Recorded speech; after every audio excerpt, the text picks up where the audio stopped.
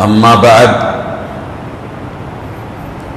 فإن خير الحديث كتاب الله وخير الهدي هدي محمد صلى الله عليه وسلم وشر الأمور محدثاتها وكل محدثة بدعة وكل بدعة ضلالة وكل ضلالة في النار.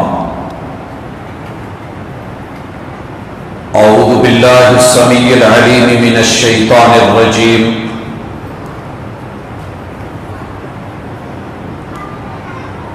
رب اشرح لي صدري ويسر لي أمري واحلل عقدة من لساني يفقهوا قولي.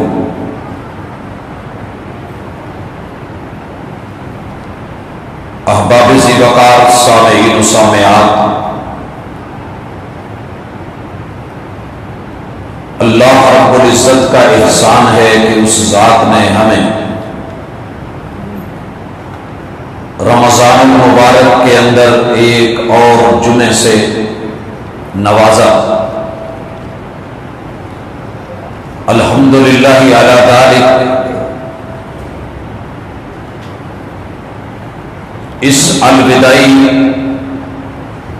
جمعے کی اس ملاقات میں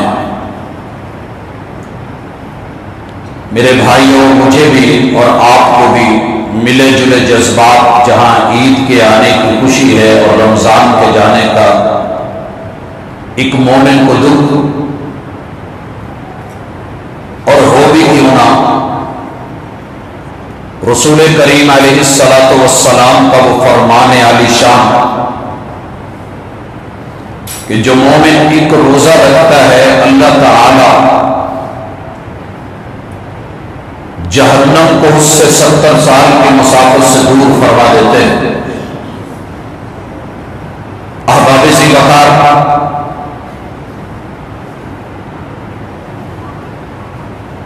جاتے ہوئے اس رمضان کے ساتھ کچھ عہد کریں، کچھ وفا کا ارادہ کریں.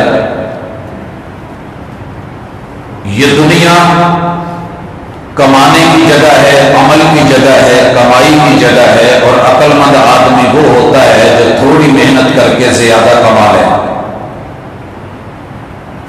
ہمیں آج کی ملاقات میں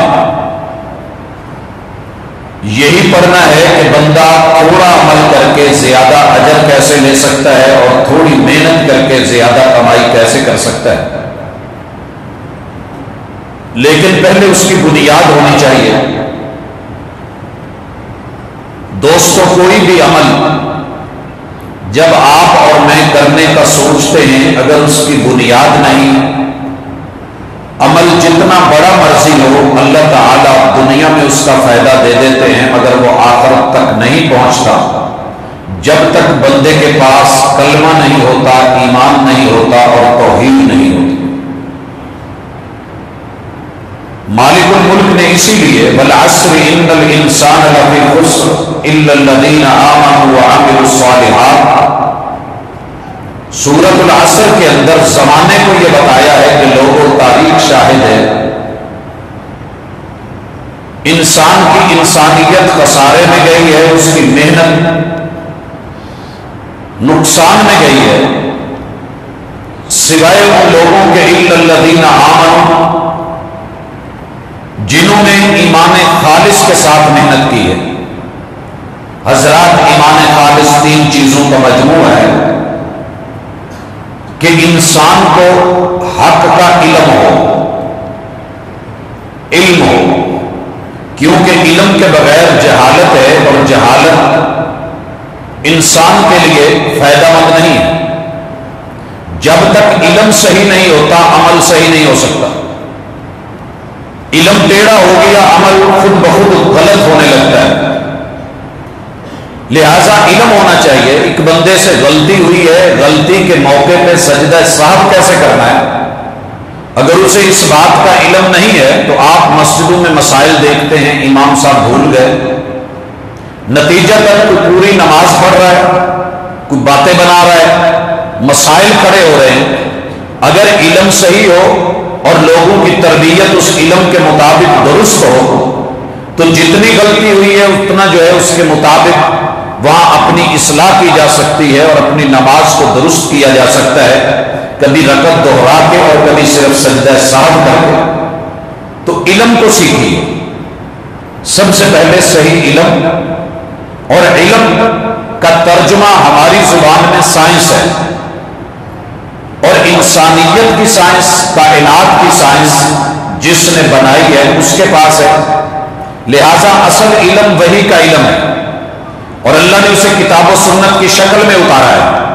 آپ کی اور میری ذمہ داری ہے اور ایمان کا بنیادی جزو ہے کہ آپ اور میں پڑھیں۔ اسی لیے محبوب کو پہلی وحی میں یہ حکم دیا گیا تھا، اقرا، قوم کو پڑھانا ہے تو پہلے پڑھ لیجئے، لوگوں کو سکھانا ہے تو پہلے سیکھ لیجئے۔ حضرات، ہماری بہت بڑی خامی ہے کہ جن لوگوں میں عمل کی چاہت ہے وہ علم کی طرف زیادہ توجہ نہیں رکھتے، اور خصوصاً عوام الناس یہ سمجھتے ہیں کہ یہ علم علماء کی ذمہ داری ہے۔ بھائیو، ہر بندہ کا اتنا عالم ہونا ضروری ہے کہ جس سے اس کی زندگی کے متعلقہ شعبوں کے اندر وہ معلومات صحیح رکھے اور پھر اپنے اعمال اور معاملات ویسے چلا سکے۔ طالب العلم فریضۃ علی کل مسلم، یہ اسی لیے کہا گیا ہے، اور یہ ایمان کی پہلی شرط ہے کہ بندے کا علم خالص ہو، صحیح ہو۔ الا للہ الدین الخالص، یہ اللہ کا جو ہے دین اتارا ہوا خالص ہے۔ وما امروا الا ليعبدوا الله مخلصين له الدین، یہ جو حکم ملا ہے اخلاص کے ساتھ ملا ہے۔ علم ہونا چاہیے، قل هو اللہ احد، سورہ اخلاص کیا ہے؟ علم ہونا چاہیے کہ اللہ صرف ایک ہے، اللہ الصمد، بے نیاز ہستی ہے وہ، لم یلد، اس کی بیوی بچوں اور اولادوں اور نسل کا سلسلہ نہیں ہے، ولم یولد، اور اس کی اصل والدین اور جنم کے مرحلے بھی نہیں ہیں، ولم یکن لہ کفوا احد، اور اس کا کوئی پارٹنر، حصے دار اور شریک بھی نہیں، وہ اکیلا سب چلا سکتا ہے۔ وہ کن کہہ دے تو جن کی ڈیوٹیاں لگی ہیں انہیں کرنا پڑتا ہے اور وہ ہو جاتا ہے۔ یہ علم ہے۔ جب یہ علم صحیح ہوگا تو اب اس علم کے مطابق جو جو ضروری ہے اس کا اقرار کرنا، یہ ایمان ہے۔ الاقرار باللسان، ہم اکثر ایمان یہاں سے شروع کر دیتے ہیں کہ ایمان اس چیز کا نام ہے کہ ہم زبان سے اقرار کریں۔ زبان سے اقرار کس چیز کا کریں؟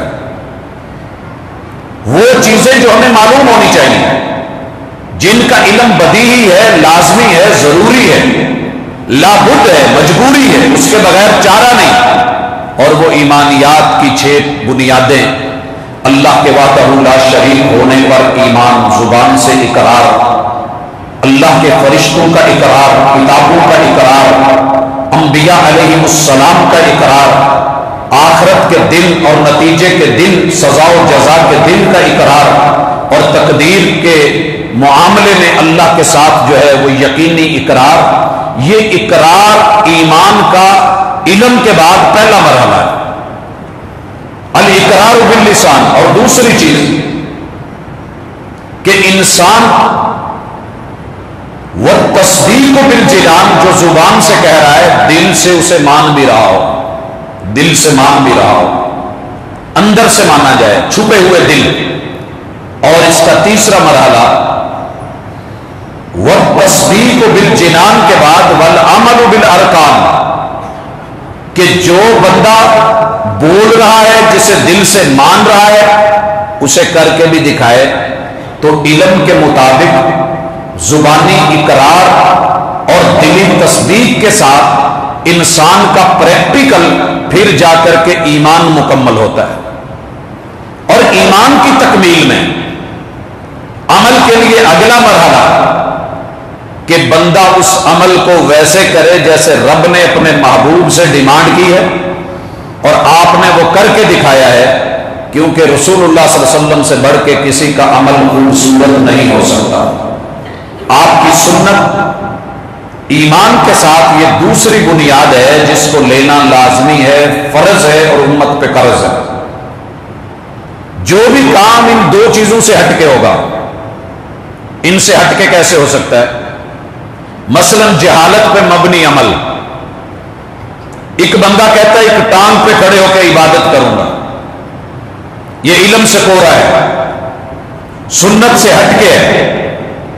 ایک شخص کہتا ہے کہ رب کے لیے کسی کام کو کرنا ضروری نہیں ہے خالص، یہ میں فلاں کے لیے بھی کر رہا ہوں، فلاں کے لیے بھی کر رہا ہوں، میں دکھاوے کے لیے بھی کر رہا ہوں، تب بھی گیا.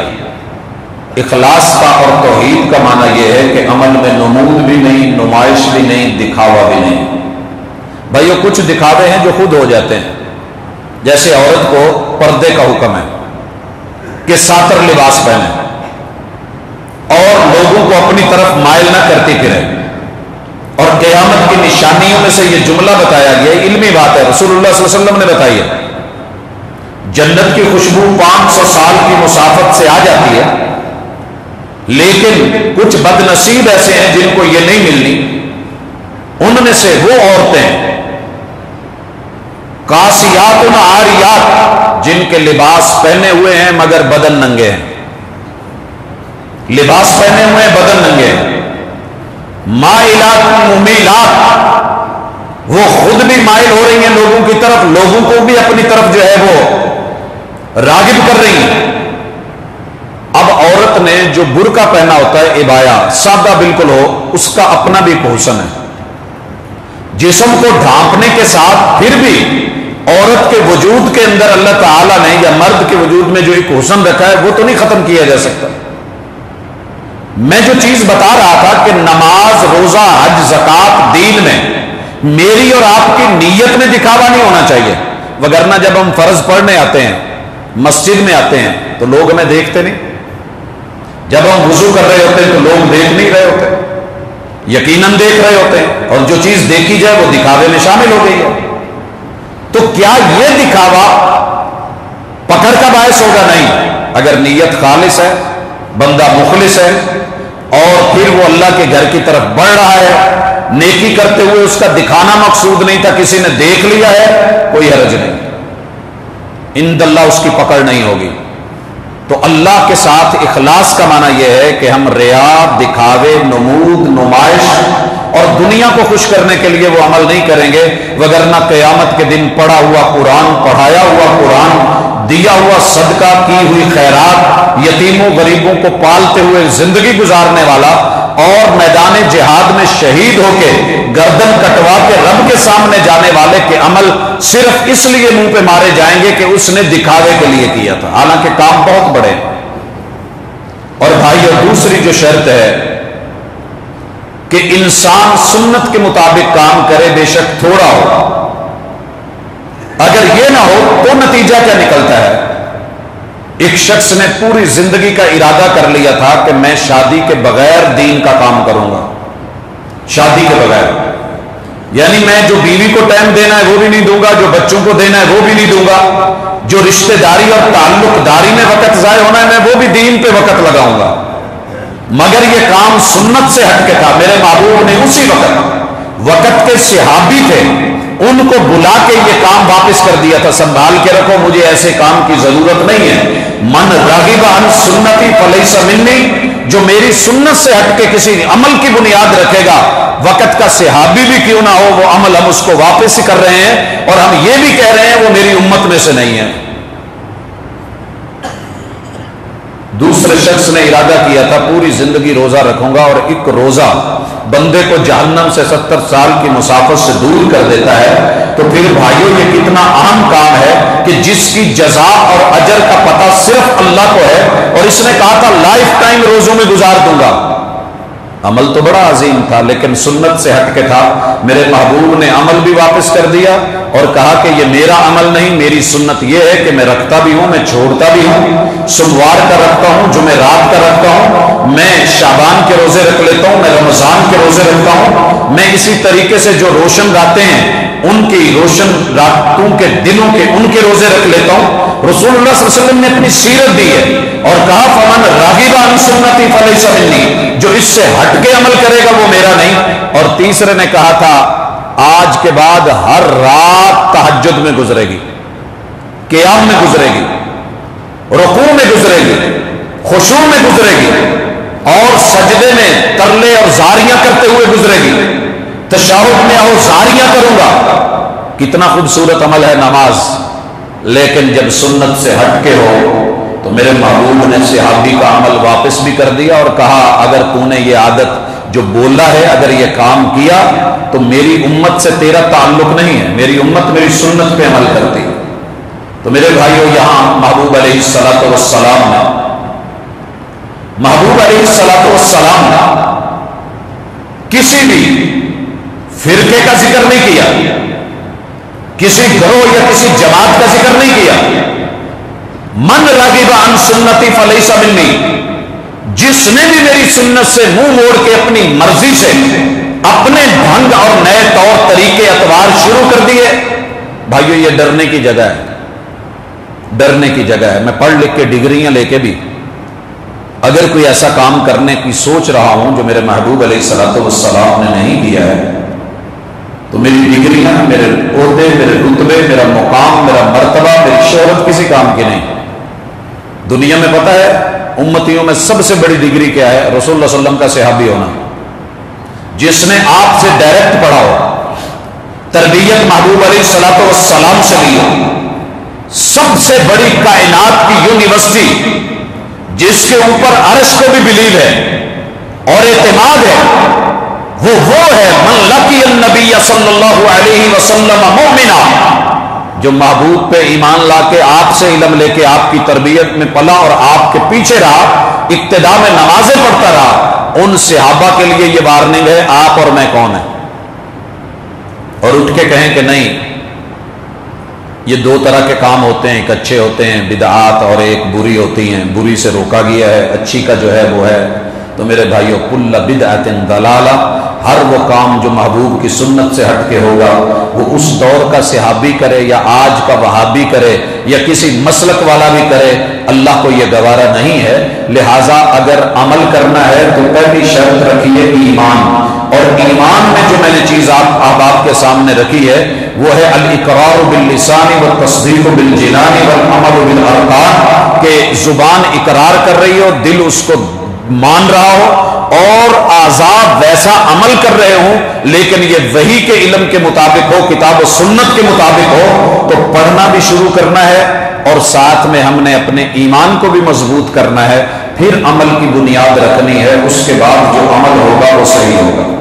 دوستو، اگر آپ زمین کسی اور کی ہے، وہ خالصتاً آپ کی نہیں، خالصتاً آپ کی نہیں، اور پھر جو ہاؤسنگ سوسائٹی نے نقشہ دیا ہے، جو حکومت وقت نے پاس کیا ہے، اس کے مطابق آپ بلڈنگ نہیں کھڑی کر رہے، جگہ بھی آپ کی نہیں اور نقشہ بھی منظور شدہ نہیں، تو میں نے بڑے بڑے پلازے گرتے ہوئے دیکھے ہیں انکروچمنٹ کے چکر میں۔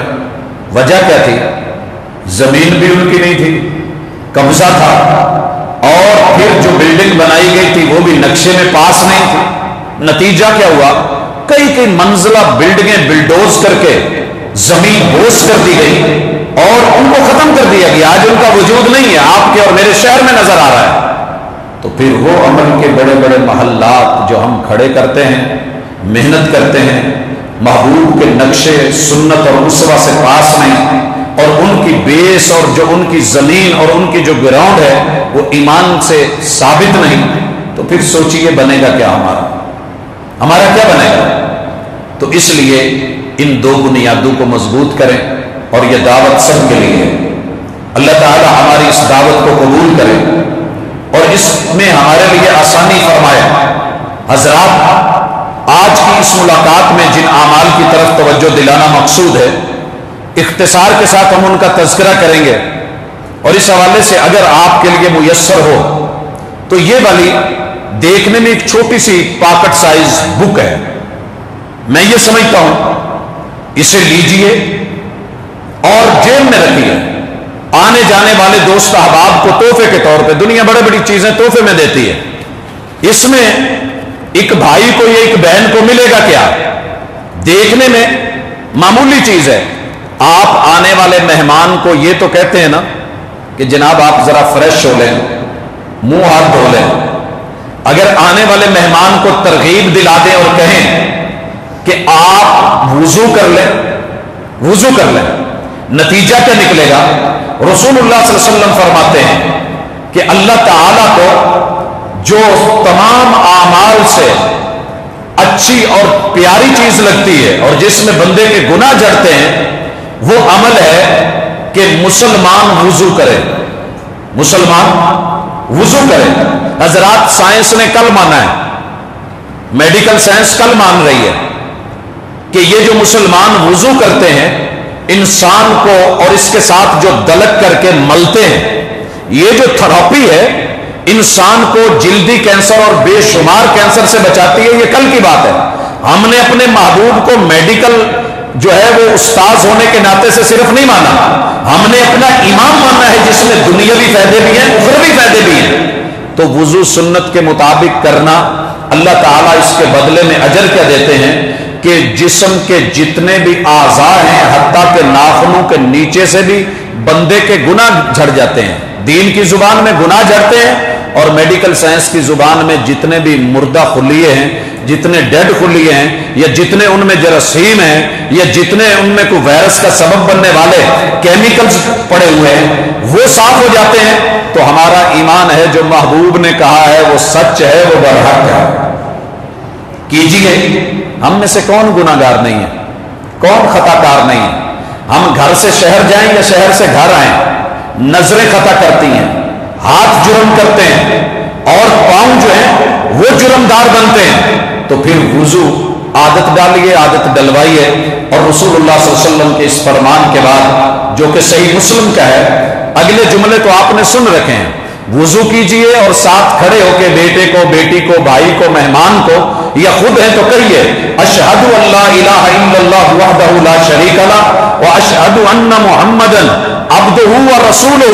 آپ یہ کہیے، اللہ رمضان یا کوئی سیزن نہیں دیکھیں گے، اسی وقت آپ کے لیے جنت کے 8 دروازے کھول دیں گے. تیرے آنے کی دیر ہے، میرے دروازے کھلے ہیں. تیرے آنے کی دیر ہے، میرے دروازے کھلے ہیں. بھائیو، مہمان سعودیہ میں ہو اور عمرے سے واپس آ رہا ہو اور بتائے کہ میں یہاں نہا رہا ہوں، اور آپ کہیں کہ میں نے باہر کا مین گیٹ بھی کھول دیا ہے، اندر کے ہر گھر کے دروازے کھلے ہوئے ہیں، بس آپ کے آنے کی دیر ہے. ہم ایسے نہیں کر سکتے کہ کر سکتے ہیں، مشکل ہے سیکیورٹی کی بنیادوں پہ ہمارے لیے. لیکن ہم اللہ کے مہمان ہیں تو اللہ کہتے ہیں بندے تو نے وضو کر کے میری وحدانیت کی گواہی دی ہے اور میرے محبوب کو رسول مان لیا ہے، میں نے اپنی جنتوں کے دروازے تیرے لیے کھول دیے ہیں. ہاں، تیرے آنے میں دیر ہے، میرے تجھے جنت دینے میں دیر نہیں ہے. عمل چھوٹا ہے، معمولی ہے، تھوڑا سا ہے، لیکن اس کا اجر بہت بڑا ہے. اور حضرات، ایمان کی بنیاد کے بعد اس کے بعد جس چیز کو ہم نے لینا ہے وہ یہ ہے کہ انسان جب وضو کر کے 2 رکعت ادا کرتا ہے اور اس میں کوئی غلطی نہیں کرتا تو اللہ تعالیٰ اس کے جتنے بھی گناہ ہیں وہ بخش دیتے ہیں. اسے ہم کہتے ہیں تحیۃ الوضو. 2 رکعت وضو آپ اور میں پڑھ لیں. مسجد میں آ رہے ہیں یا گھر میں ہیں اور مہمان کی آمد، ہم بڑے بڑے گفٹ لے کے جاتے ہیں. رسول اللہ صلی اللہ علیہ وسلم جب کسی کے گھر جاتے تھے تو 2 رکعت وہاں اس کے گھر میں نماز پڑھ کے اس کے لیے دعا کر دیتے تھے. اور یہ عادت ڈالیں، کئی گھروں میں یہ عادت ہے اور اچھی ہے کہ آنے والے مہمان سے یہ مطالبہ کرنا کہ آپ اللہ کے بندے ہیں، نیک ہیں، اچھے ہیں، تو آپ ہمارے گھر میں 2 رکعت نماز پڑھ کے ہمارے لیے دعا ہی کر دیں. اور یہ ہم پہلے بزرگوں سے دیکھا کرتے تھے، جب علماء آتے تھے، اہل علم آتے تھے، اہل اللہ تشریف لاتے تھے، یا اصفیاء اللہ یا اتقیاء اللہ، یا جن لوگوں کا اللہ سے گہرا تعلق ہوتا تھا، وہ بذات خود بھی یہ کر جاتے تھے. لیکن اگر نہیں کرتے تو گھر والے ڈیمانڈ کرتے تھے. تو میرے بھائیوں، یہ بڑی ایک پتے کی بات ہے اور رسول اللہ صلی اللہ علیہ وآلہ وسلم کی طرف سے ایک تحفہ ہے، اور یہ چیز آپ کو صحیح بخاری سے میسر ہے. اور اس کے بعد رسول اکرم صلی اللہ علیہ وآلہ وسلم نے ایک اور عمل دیا ہے کہ جس شخص نے کوئی غلطی کی ہے پھر وہ اچھی طرح وضو کرے اور 2 رکعت نماز پڑھے، اور 2 رکعت نماز پڑھ کے اللہ تعالیٰ سے اپنے گناہ کی معافی مانگے تو اللہ تعالیٰ اس کے گناہوں کی بخشش فرما دیتے ہیں. غلطی کس سے نہیں ہوتی بھائیو؟ اس عمل کا پتہ ہے فائدہ کیا ہے؟ فائدہ کیا ہے؟ کچھ لوگ نا بڑے سینسیٹیو ہوتے ہیں، ان کی سکرین پہ ابھی آ کے کوئی پتنگا ٹکرایا نہیں اور اس پہ داغ پڑا نہیں تو وہ فوری اسے صاف کر لیتے ہیں، واش کر لیتے ہیں۔ ان کی گاڑی پہ کوئی معمولی سا یا کپڑوں پہ پہلے ہی ابھی داغ لگا ہے، وہ فوری دھو لیتے ہیں، حساس ہوتے ہیں۔ کچھ کہتے ہیں ٹھیک ہے لبڑت گیا ہی انہیں، اور پھر ان کی ماشاءاللہ پوری اپنی بھی درگت بنی ہوتی ہے، کپڑوں کی بھی بنی ہوتی ہے۔ یہ وہ مومن ہے کہ جس سے غلطی ہوئی اسے ادراک ہو گیا، غلطی ہوئی اسے احساس ہو گیا، جرم کر بیٹھا اور اندر کا جو ہے وہ آدمی زندہ تھا اور ضمیر زندہ تھا، اور پھر اس نے اپنے آپ کو جگایا، وضو کیا اور اللہ کے در پہ آ گیا، غلطی کا اعتراف کر لیا اور 2 رکعت پڑھ کے اپنے رب کو سامنے اقرار کیا، اللہ مجھ سے جرم ہو گیا ہے مجھے معاف کر دے، ایسے بندے کے گناہوں کو معاف کر دیا جاتا ہے۔ حضرات، نبی اکرم صلی اللہ علیہ وسلم کے یہ اعمال جو آپ نے بتائے ہیں باکمال ہے۔ جو بندہ وضو کر کے رات کو سوتا ہے، جو بندہ وضو کر کے رات کو سوتا ہے، اللہ تعالیٰ اس کے پہلو میں ایک فرشتہ بھیج دیتا ہے کہ جا اس کے پاس بیٹھ اور اس کے لیے پوری رات دعا کر، اس کے لیے دعا کرتا رہے کہ اللہ اپنے اس بندے کو بخش دے، اپنے اس بندے کو بخش دے کہ جس نے پاک ہو کے طہارت کی حالت میں رات گزاری۔ رات کو وضو کر کے سونا، دیکھنے میں وضو معمولی چیز لگتی ہے، وضو کر کے سونا، ویسے تو ہم انتظار میں رہتے ہیں نا کبھی فرشتہ دیکھیں، کبھی فرشتہ دیکھیں، فرشتہ دیکھنا ہے تو رات کو وضو کر کے سو جائیں، آپ کو مجھے نیند آ جائے گی اور فرشتہ جو ہے وہ بیٹھا، اس کی ڈیوٹی ہے، اس نے پوری رات دعا کرنی، اللہ اس کو بخش دے، اللہ اس کو بخش دے، اللہ اس کو بخش دے، اللہ اس کو معاف فرما دے، اللہ اس کے گناہ صاف کر دے، اللہ اس پہ رحمت نازل فرما دے، اللہ اس سے راضی ہو جا، اللہ اس سے راضی ہو جا، اللہ اس کو جنتیں دے دے، اللہ اس کو جہنم سے برات اس کی لکھ دے، اللہ اس کے گناہ معاف کر دے۔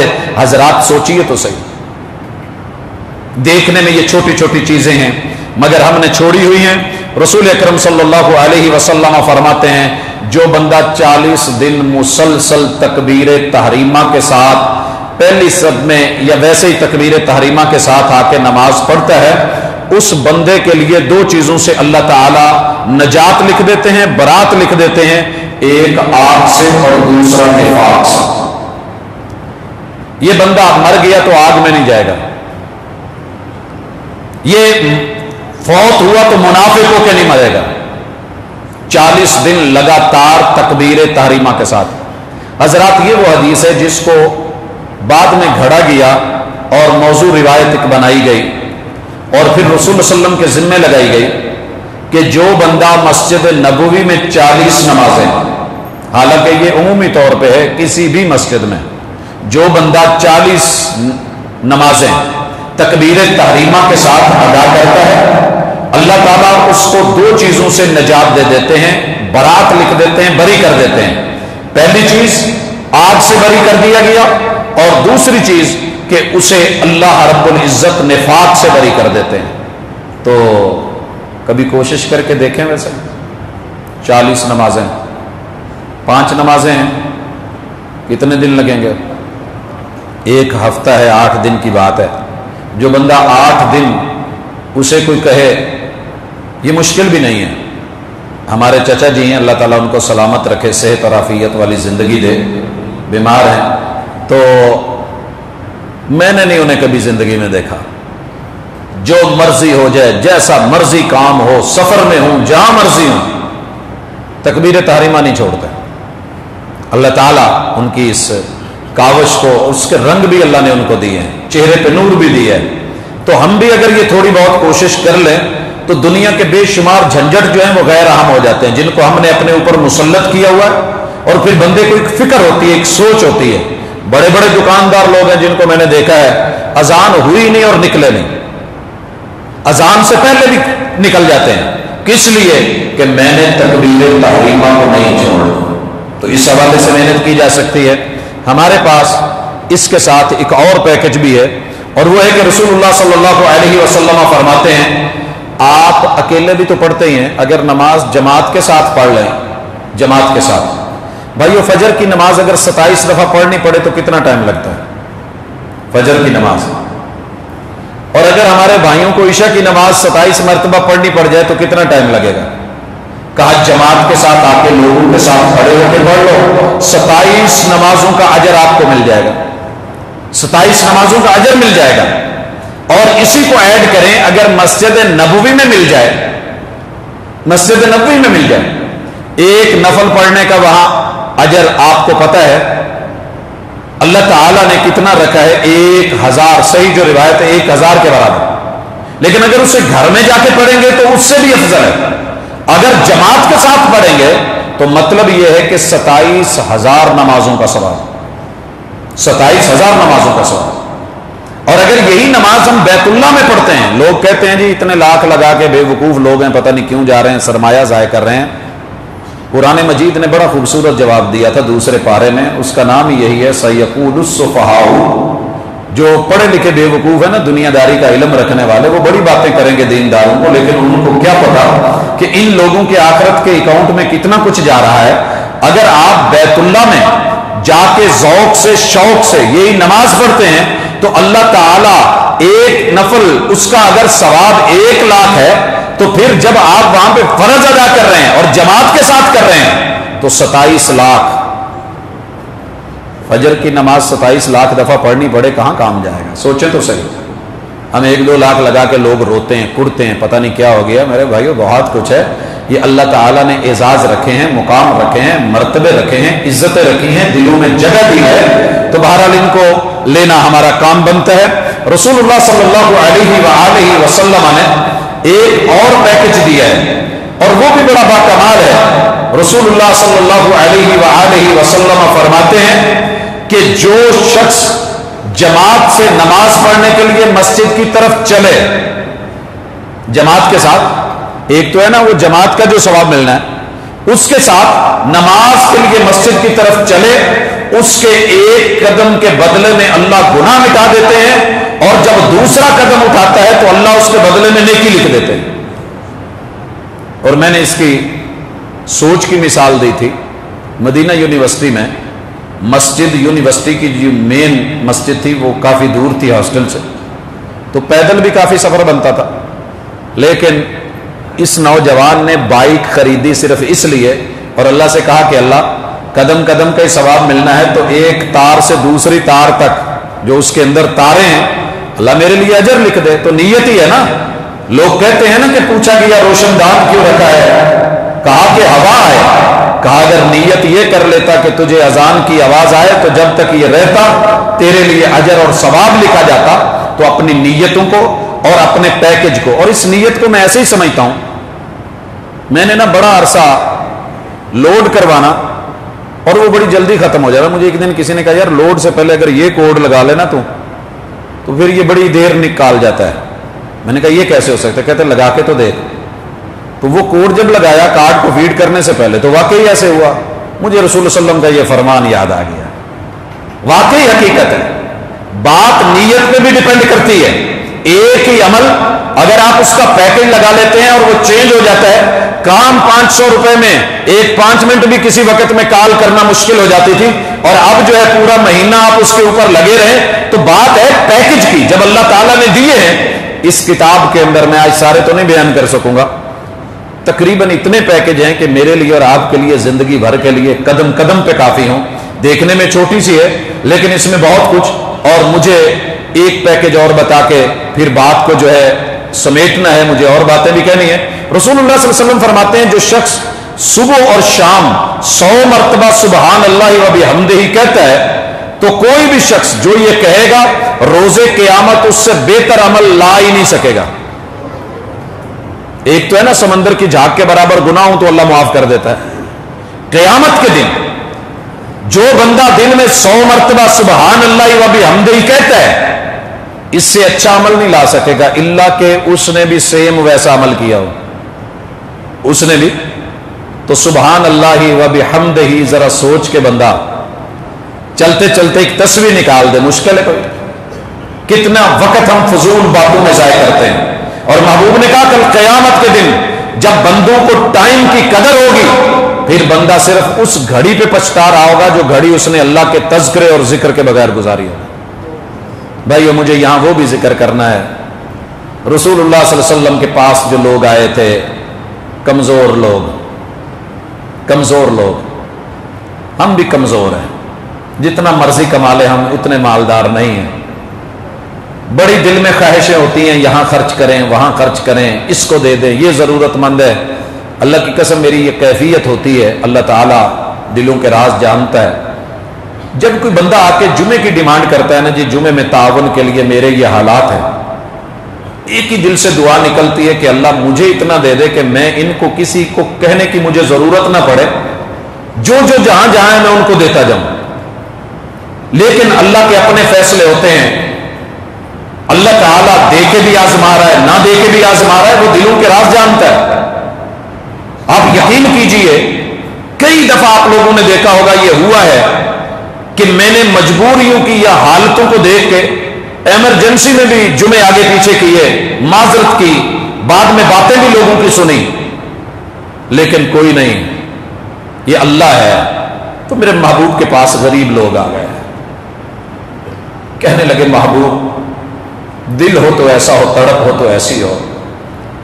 کہا امیر لوگ نمازیں پڑھتے ہیں، ہم بھی پڑھ لیتے ہیں، روزوں کے بھی معاملے ہیں، ساری نیکیاں کرتے ہیں، لیکن جب وہ دیتے ہیں نا اور ہمارا دینے کا دل چاہتا ہے اور ہمارے پاس ہوتا نہیں ہے تو محبوب بڑی تکلیف ہوتی ہے. یہ وہی جانتا ہے جس کی یہ کیفیت ہوتی ہے. میرے محبوب کو اللہ تعالیٰ نے وہی بھیج دی، ان آنے والے بندوں کو میرے در سے خالی نہ موڑیے. ان کو کہو نماز فرض پڑھیں اور پڑھ کے 33 مرتبہ سبحان اللہ کہہ دیں، 33 مرتبہ الحمدللہ کہہ دیں، 34 مرتبہ اللہ اکبر کے بول دیں. دنیا کے سب سے بڑے مالدار نے میرے رستے میں جتنا خرچ کیا ہوگا، ذهب آل الدثور بالوجود، میں اتنا اجر اور ثواب اور نیکی اور اتنی جو ہے کمائی رب کے رستے میں دینے والے کے بدلے میں برابر میں اس کو بھی عطا کر دوں گا جس نے 100 مرتبہ یہ بولے ہو. حضرات ہماری زبان شکووں کے ساتھ گزرتی ہے، اس کے بعد کسی صحابی کی زبان پہ شکوہ نہیں آیا. اور مجھے تفصیل کا آج وقت نہیں ہے، وگرنہ اس وقت کیفیت یہ تھی کہ یہ غریب صحابہ چپکے سبحان اللہ الحمدللہ اللہ اکبر کرتے تھے. لیکن اس دور کے امیر بھی، ان کی بھی رغبت تھی، وہ ٹو لگاتے رہے، پتہ کرتے رہے حتیٰ کہ خبر ان تک بھی پہنچ گئی. اور پھر محمد رسول اللہ صلی اللہ علیہ وسلم کے پاس یہ آئے، کہنے لگے محبوب اس بات کا تو ان کو بھی پتہ چل گیا ہے. کہا ذالک فضل اللہ یؤتیہ من یشاء، پھر اللہ کے کچھ اپنے فضل بھی تو ہے نا، اب اس کا ہم کیا کریں. اور بھائیو آخری آج کے پیکج کے حوالے سے جو بات مجھے کرنی ہے وہ ہے کس بندے کا دل نہیں چاہتا کہ میں محبوب کے ساتھ جنت میں رہوں. لوگ تو مدینہ جا کے ہی مچل جاتے ہیں، روحیں تڑپ جاتی ہیں. یقین کیجئے اگر وہاں کو رہنے کا سامان ہو تو مدینہ جا کے کوئی لوٹے نہیں. والمدینہ خیر لہم لو کانوا یعلمون، مدینے کی قدر محبوب علیہ الصلوۃ والسلام سے ہے. بیوی بچے لوگ بھول جاتے ہیں، کاروبار بھول جاتے ہیں، وہاں تو صرف جنت کا ایک ٹکڑا ہے نا، روضۃ من ریاض الجنہ ما بین بیتی و منبری روضۃ من ریاض الجنہ. محبوب کے ساتھ جنت میں محل ہو، ہاں ممکن ہے. آپ ایک یتیم ڈھونڈیے، صرف ایک یتیم، زیادہ نہیں ڈھونڈ سکتے. اس کے سر پہ دست شفقت رکھیے، بچوں جیسا پیار کیجیے، اسے محبت دیجیے، اسے تعلیم دیجیے، اسے تربیت دیجیے. جتنا ایک اپنے بچوں پہ لگا رہے اس پہ بھی لگائیے. آنا وقافل الیتیم ہاکذا فی الجنہ، محبوب کہتے ہیں جنت میں جیسے ان دو انگلیوں میں فاصلہ نہیں. یارو مجھے دنیا کی ہر خبر میں رد کر سکتا ہوں، میں محمد رسول صلی اللہ علیہ وسلم کی بات پہ شک نہیں کر سکتا. انشاءاللہ جنت میں یتیم کی کفالت کرنے والے کو اللہ نے اس طریقے سے رکھنا ہے محبوب کے ساتھ.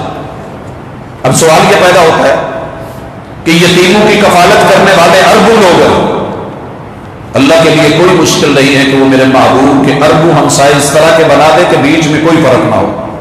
یہ اللہ کے اپنے انداز ہے. ہم سوچتے ہیں نا کہ 4 طرح مکان بن سکتے ہیں، 4 محل ہوں گے. جب رسول اللہ صلی اللہ علیہ وسلم نے کہا ہے تو بات سچ ہے. اپنی زندگی کے اندر جہاں اپنے بچوں کے اوپر اتنے خرچ کر کے بدلے میں نافرمانیاں لیتے ہو، کبھی محمد رسول اللہ صلی اللہ علیہ وسلم کے کہنے کے اوپر کوئی ایک یتیم اس کو لے کے قدم بڑھائے، جن کا کوئی نہیں ہوتا نا، ان کا اللہ تو ہے۔ وہ میرے محبوب یتیموں کے ماں باپ اور سہارا ایسے نہیں بنے تھے۔ عید ہے، بڑے سارے ہمارے ساتھ معاملات ہیں، آگے پیچھے بھی، صرف عید ہی تو نہیں ہوتی، زندگی بھی تو گزارنی ہے۔ اس مقصد کے لیے ہم اکثر کہتے رہتے ہیں بھائیو، جب 20 من گندم اپنے گھر میں ڈالیں تو ایک بوری کسی یتیم کے گھر بھی چلی جائے گی تو کیا ہو جائے گا؟ کچھ نہیں ہوتا۔ اور اگر اپنے بچوں کے لیے کچھ لیا ہے تو ساتھ میں کچھ لے کے رکھے گاڑی میں، اور پتہ ہونا چاہیے آپ کو یتیموں کا۔ مجھے نہیں ہے پتہ، آپ کو نہیں ہے پتہ، ہماری گلی محلے میں کم از کم ہمیں ان کا علم نہیں ہے، باقی تو بہت دور کی بات، تو بڑی لمبی بات ہے۔ اور پھر ہم امید کر لیتے ہیں سائی صاحب آپ دے دینا۔ بھائی میں ڈھونڈتا ہوں، کوشش کرتا ہوں، لیکن ممکن ہے مجھے اتنے نہ ملتے ہوں۔ آپ کی بھی ذمہ داری ہے، آپ بھی ڈھونڈیں، آپ بھی تلاش کریں۔ آپ کی جماعت میں کتنے یتیم ہیں پتہ ہونا چاہیے، آپ کے رشتہ داروں میں کتنے یتیم ہیں معلوم ہونا چاہیے، لسٹ ہونی چاہیے۔ اگر میرے پاس میری فیملی کی لسٹ ہے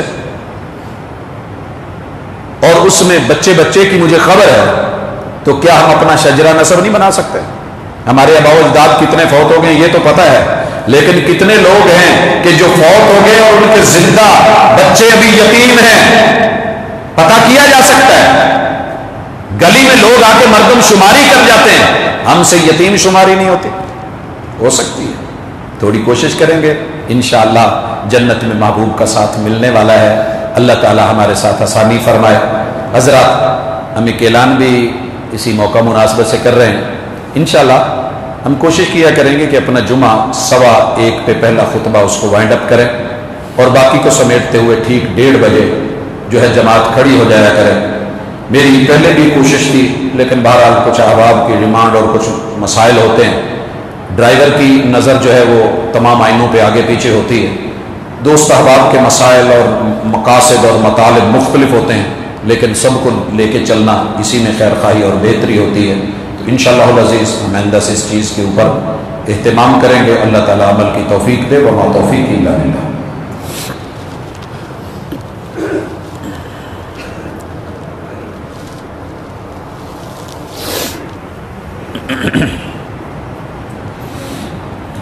ان الحمد للہ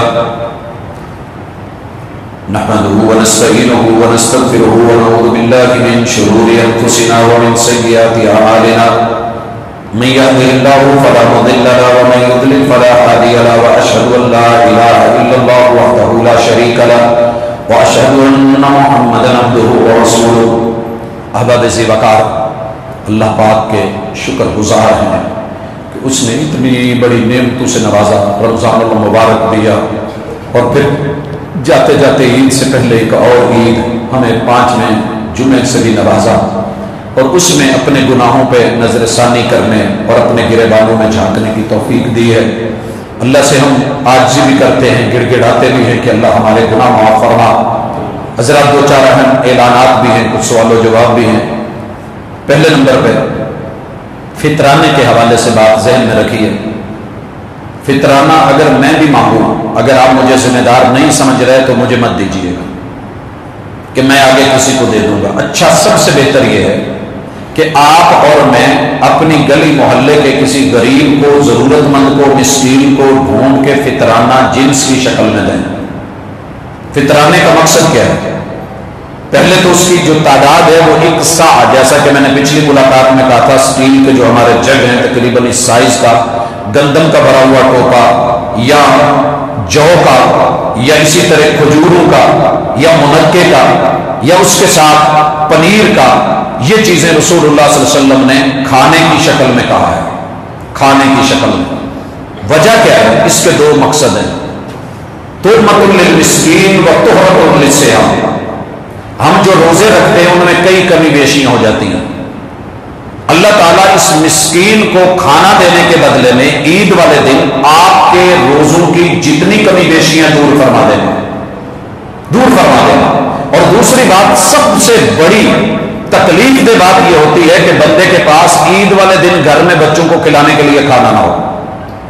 اور رسول اللہ صلی اللہ علیہ وسلم نے اس چیز کا اہتمام عید جانے سے پہلے کیا ہے کہ غریب کے گھر، مسکین کے گھر، ضرورت مند کے گھر آپ یہ کھانا دیں کہ اس کا کھانا بن سکے.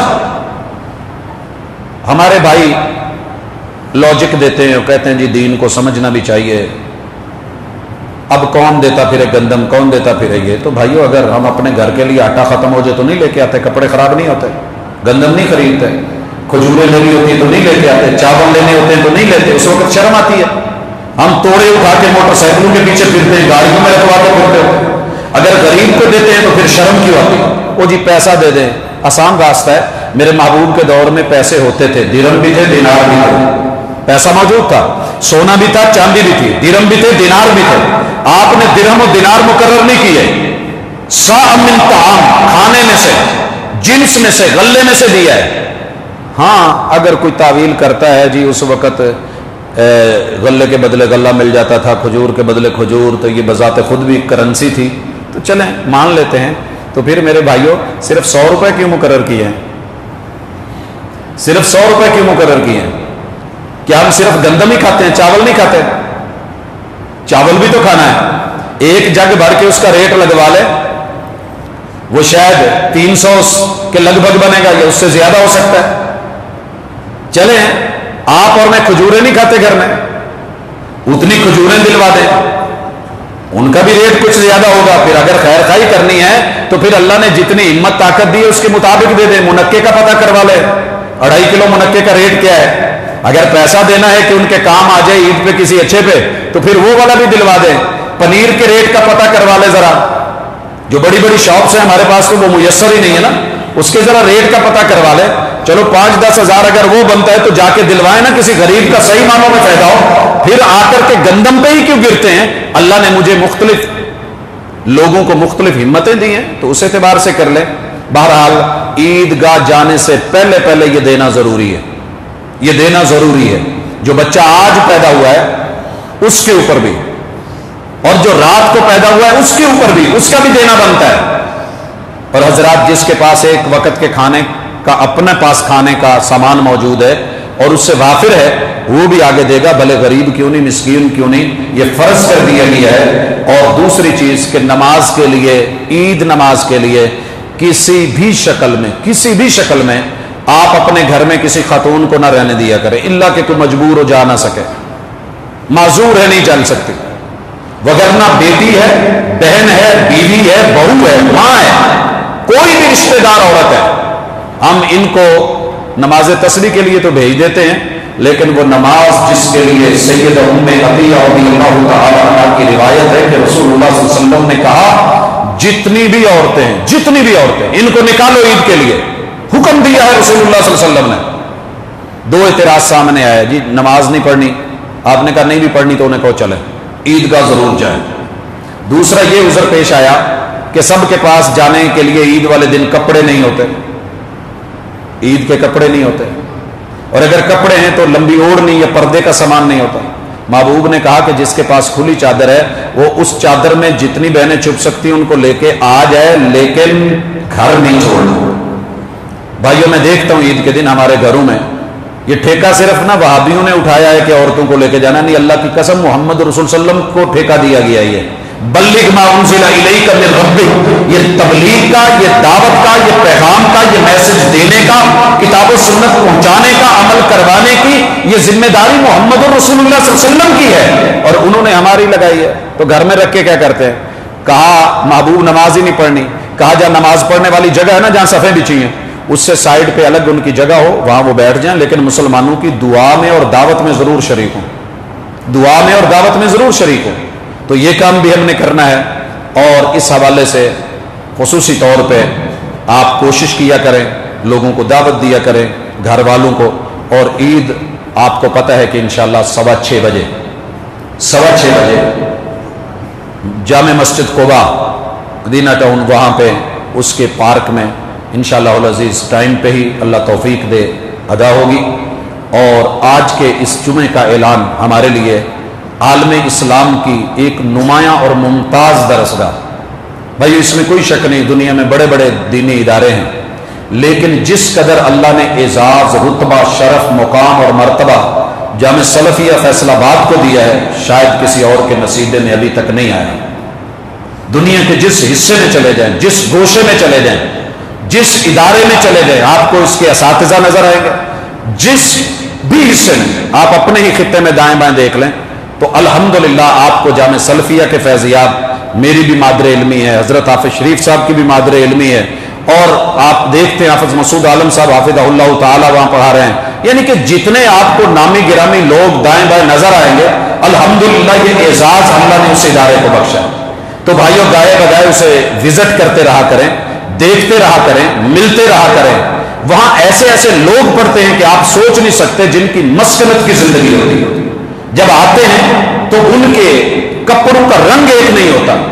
ایسے بھی لوگ ہیں کہ جن کو ہم نے صرف شلوار میں اٹھایا اور آ گئے، مگر آج وہ ان کے پاس قمیض نہیں تھی پہننے والی جب ہم لے کے آئے، لیکن آپ یقین کریں آج دنیا سلام کرتی ہے، اور یہ سارا فیض ہے اس ادارے کا، اساتذہ کی محنت کا۔ تو ہمارا آج کا بھرپور دلی تعاون، میں بھرپور بھی کہہ رہا ہوں، میں دلی بھی کہہ رہا ہوں، اس تعاون کو جس بھی انداز میں اپنے بچوں کو عادت ڈالیں، یہ دینے والی، یہ اللہ تعالیٰ دینے والوں کو دیتا ہے، اور دین کی جتنی معاونت ہم کر سکتے ہیں انشاءاللہ ہم کریں گے۔ دنیا اس کے خلاف اٹھ رہی ہے، جتنی اللہ نے ہمیں طاقت دی ہے، ہم تو خون دے کے بھی الحمدللہ وہ قوم ہے جنہوں نے دین کی آبیاریاں کی ہیں، خون، اور یہ خون پسینے کی کمائیاں جب جاتی ہیں اور اپنے مقام پہ لگتی ہیں، تو ایمان سے اگر ایک شخص بھی بنتا ہے اور وہ دنیا میں جا کے کھڑا ہوتا ہے تو بھائیو اعزاز ہوتا ہے۔ حضرات میں سمجھتا ہوں میں بڑا مالدار تھا، میں سمجھتا ہوں کہ رب نے کسی چیز کی کمی نہیں دی، لیکن اللہ کی قسم اگر یہ اس ادارے کی دال روٹی نہ ہوتی، میں بھی شاید آج دنیا کے کسی ان شعبوں میں بیٹھا ہوتا جہاں جا کر کے مار دھاڑ، قتل و غارت، لوٹ مار، جو ممکن ہوتا ہے انسان کرتا ہے۔ لیکن یہ برکات ہیں ان ہمارے بزرگوں کی اور اسلاف کے، اس 1 روپے کی، 1 سکے کی، کہ جو خلوص کے ساتھ دیا جاتا ہے اور اللہ اس میں برکتیں ڈال دیتا ہے۔ اور میں اس بات پہ اپنے رب کا مشکور ہوں۔ تو انشاءاللہ ہمارا آج بھرپور تعاون جو ہے جامع سلفیہ فیصل آباد کے ساتھ جائے گا۔ اللہ تعالیٰ اس کے نگران جتنے بھی ہیں، ہماری مسجد ماشاءاللہ انتظامیہ میں بھی شامل ہے، یہ بھی آپ کو شاید پتا ہو کہ نہیں، اللہ کا شکر ہے یہاں سے بھرپور جاتا ہے، لیکن ہم نے ان لوگوں کو بھی شامل کرنا ہے کہ جن کا 1 روپیہ جا کے وہاں صدقہ جاریہ بنے، وہ قبر میں پڑے ہوں اور ان کے پیچھے جو ہے ان کا صدقہ جاریہ بول رہا ہو یا کام کر رہا ہو، آپ کو پتہ بھی نہیں ہوگا، اور انشاءاللہ یہ کام ہوتے رہیں گے۔ اللہ تعالیٰ سے دعا ہے اللہ ہمارے مسائل کو حل کرے، ہمارے بیماروں کو شفا دے۔ انشاءاللہ بڑے سارے لوگوں نے درد کے ساتھ دعا کی اپیل کی ہے، ہم انشاءاللہ دعا بھی کریں گے۔ اللہ تعالیٰ عالم اسلام کی، ملک پاکستان کی، امت مسلمہ کی سب کی حفاظت فرمائے، اللہ بیماروں کو شفا دے، اور اللہ ہمارے لیے نرمیاں اور آسانیاں فرمائے۔ سبحانک اللہم و بحمدک، اشہد ان لا الہ الا انت، استغفرک و اتوب الیک۔